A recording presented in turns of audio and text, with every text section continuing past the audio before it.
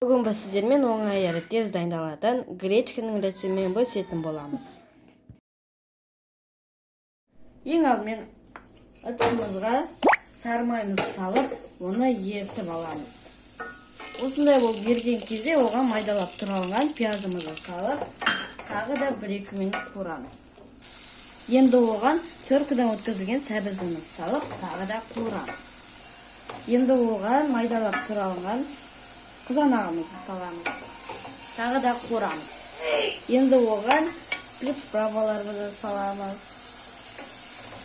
Тағы да араластырамыз. Міне қуырып болды.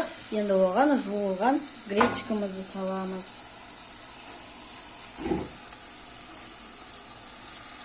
Содан кейін оған су құямыз. Және араластырамыз.